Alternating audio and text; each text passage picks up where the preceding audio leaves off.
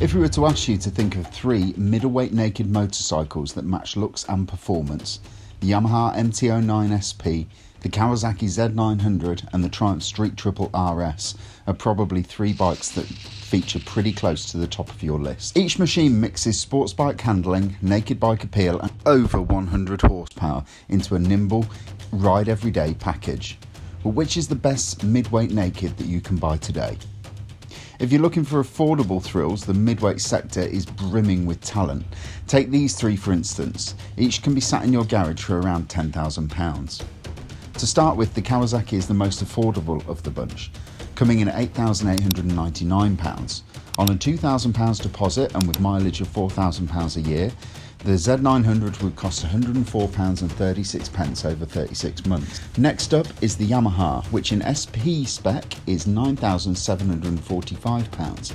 Again, with a £2,000 deposit and 4,000 miles a year, the MT-09 would come in at £110.57 over 36 months. Finally, we have the Triumph, which has a list price of £10,300, which is almost the same as the outgoing model. While no PCP information for the 2020 version is currently released, we only have the previous model to go by, and that was coming in at £121 per month on the same details. With each bike nipping under the 1000cc mark and putting out over 100 horsepower, it's clear that they are all more than capable machines. But what's interesting to me is how they go about creating their power. The Z900 uses a fairly well-known and low-stressed 4-cylinder unit that's been in various flavoured Zs for some time now. It's a thumpingly good engine though, with chunky mid-range that makes it feel unlike a lot of inline 4s. Putting out 124 horsepower and 72 foot-pound of torque, the Kawasaki is the most powerful bike in the bunch, and having ridden all 3 of these machines at great length, it's also the most refined. Yamaha's engine of choice is, of course, the CP3 inline 3-cylinder engine. Its cross-plane crank makes the most of the bike's 113 horsepower and 64 foot-pound of torque. Out on the road, you definitely don't notice the lower output. The MT-09's stocky chassis and sit-up and beg geometry make it feel superbike quick up until about 110 miles an hour. Sticking with the 3-cylinder theme, we have the Triumph Street Triple RS, which for 2020 has been fettled by Triumph's Moto2 engine development team. The result is the smallest bike of the bunch, making a punchy 121 bhp, but it is accompanied by the lowest torque figure here at 58 foot-pounds. If this were a 3-bike road test, the 3 riders taking part would all be talking about how you have to rev the Triumph harder than the other 2 machines. Moto2 engine development is great, but it will always favour a peaky top end that makes a bike like this so much fun on track, not necessarily on the road. As with any naked bike, part of the deal is being good in the corners, and there isn't one bike that disappoints on that front, although there is one that is more real-world usable than the other bikes here. The suspension on the Z900 is a set of 41mm upside-down forks and a horizontal backlink rear shock, both of which feature rebound damping and spring-load adjustability. On stock settings on the launch in Catalonia, I found the Z900 to be a perfect blend of performance and comfort, with more than enough support to allow for some fun without compromising on luxury. Of the 3 bikes here, I'd say this was the plushest and the most forgiving without feeling wallowy.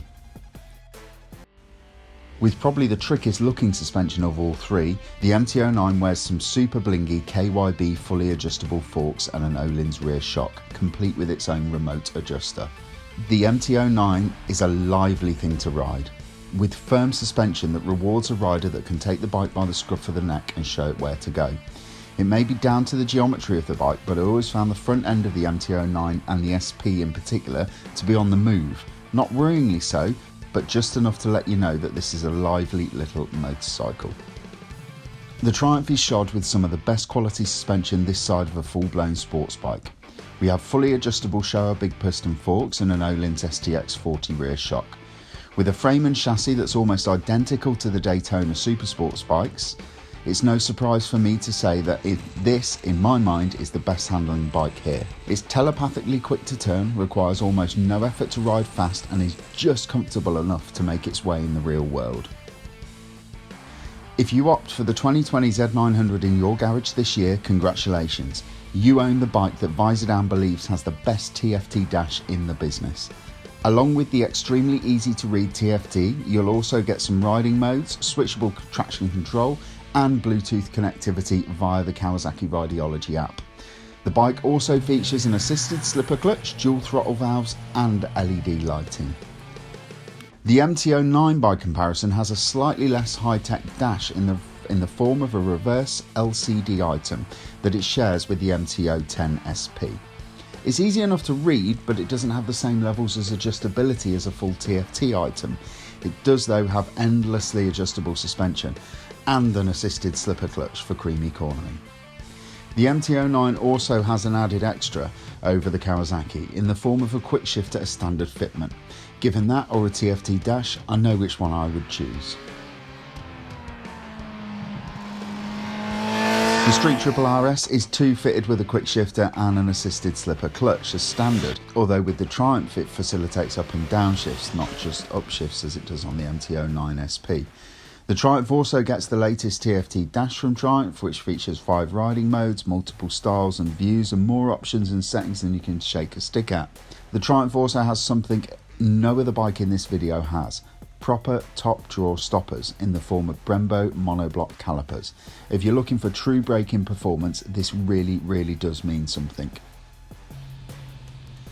As ever, choosing between these 3 bikes is extremely tricky, and it's testament to how competitive the midweight naked class is. For us though, the group can be split into 2, with one bike taking the crown as a true all-rounder, and it has the performance, comfort and equipment sitting on an even footing, and that is the Kawasaki Z900.